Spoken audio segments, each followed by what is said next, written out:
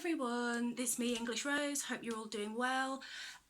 This is a bit different today. This is something I've been meaning to do for a long time, and it's actually to show off my completed jigsaw puzzle collection.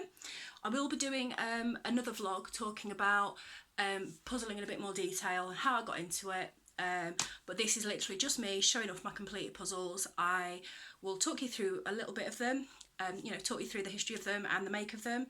But yeah, so without further ado, let me show you my hobby. So this is the first 1,000 puzzle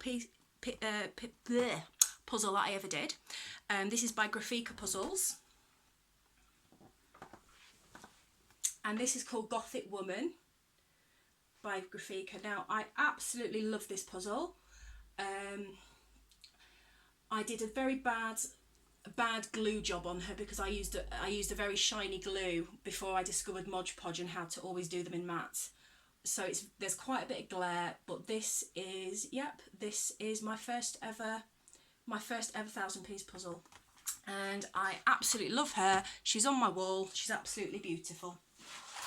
This puzzle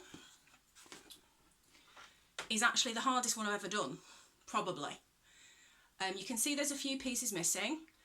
That's because many times I would have stamped up, thrown it on the floor, got frustrated because the background on this was so difficult.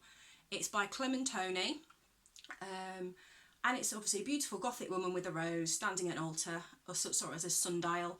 I absolutely love this, and I call her Raven. I tend to nickname the ladies in my pictures. I don't know why. I sort of develop a bit of an idea about who they are, and I start talking to them, so I am a bit strange.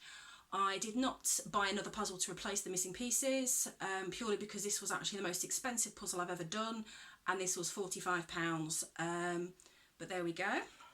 So that's Clementoni. This one, I was looking for a geisha puzzle, and I couldn't find one that I could afford at the time. So this is Lady Samurai. This is the best that I could do. It's not my normal style in the sense that it's kind of green and light colours, and I'm obviously more normally for the reds and the blacks and your hot colours, but yeah, that was by that's another Graphika puzzle. I'm not sure on the artist, and I believe it's called Lady Samurai. There are a few little bits missing, which I actually botched. You can kind of see I tried to botch it. I like this image, but I don't love it enough to get another puzzle just to get spare parts to make her complete. So there we go, that's Lady Samurai. These are two little ones that I did for fun. These are 500 pieces. These are a lot sort of easier to do, and I tend to do these on an evening if I just want something fun to do. This one here, if you ever get into puzzling, or maybe even if you're just into your art, you'll know an artist called Josephine Wall. Her work is very much inspired by nature, and about preserving the environment. She's got a lot of very fairy tale-y stuff, some absolutely beautiful things, a lot of stuff inspired by Sleeping Beauty, Snow White, that kind of thing, and this is Unicorn Lady. This is how I hang puzzles that are this size. I tend to do these for presents, for people that I care a lot about. You have to care a lot about somebody to do a puzzle for them as a present, because they do take a lot of time.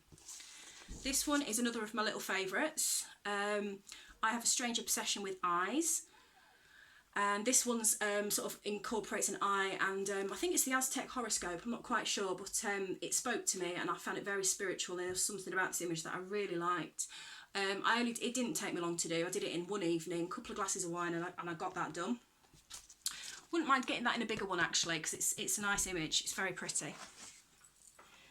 Alright, this one was done. It was done during quite a dark time of my life about 1.5 years ago, and you can kind of tell by the image that I picked. Some of you out there might be familiar with Chris Ortega, which I believe is an Italian artist. I hope I've got the country of origin right. And I think I can't remember the name of this piece, it's something like Girl by the Flame or something like that, but either way, it's an absolutely beautiful image. Very soft, I love the lighting, I love the candle in it. But again, it's something very sad and very, very distant about it, which was kind of how I was feeling at the time. And yeah, I call this lady, I think it was Ava, I named her. Yeah, Ava. So it's kind of a sad picture. Did an awful job on the glue with this one though. I absolutely ruined it. I felt awful. So I kind of ruined her a bit. This one is actually one of my favourites. It's another, which is why it's framed in my living room. It's another Chris Ortega. And I'm so sorry I've forgotten the name. I think it's something like The Girl Behind, or I can't remember, I'm so sorry. But it's obviously a very beautiful ballerina and, you know, a lovely cat in the background. But if you look in the mirror, there's a reflection. It's like that sort of Japanese water ghost kind of look. It's very creepy, very sinister. And I put this in my living room right opposite my sofa, because people only really see the creepy girl if they look at it in detail, and I like seeing their reaction if they suddenly notice her. But yeah, that was a really fun one to do. Really enjoyed that. Lots of different elements, different colours. But because it's framed in glass, you're getting quite a bit of feedback. I do apologise. Right, so the rest of them are going to be a bit... Oh, my final... This, believe it or not, is 750 pieces of nothing. It's got slightly bent, I'm very sorry. This is called a crypt puzzle, and I don't know if I can show you. Ah, yes, you can see. You can see there's a very distinct pattern. It's kind of like the Death Star from Star Wars. But yeah, these are very strange shaped pieces. It's one of these ones that's meant to challenge you. But it does come with a bit of a guide if you get stuck. I actually surprisingly really enjoyed this one. Yeah, don't know where the hell you display that. I don't think it'd go in my colour scheme, but I like it, so I did it. Yeah, it comes in red and black and gold as well. Right, I might struggle to show these next ones off as well as I want to, because they're landscape.